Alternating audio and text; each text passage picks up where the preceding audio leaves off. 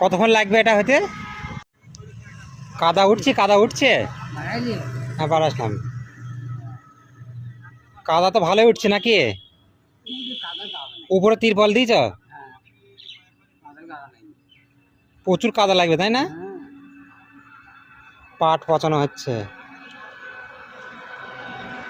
ওপরে তিরপল দেওয়া আছে, ওই পাটটা নোংরা হবে না তাই না, পরিষ্কার থাকার জন্য তাই না? হ্যাঁ। এই কাদা তুলতে তো প্রচুর টাইম লাগবে তো।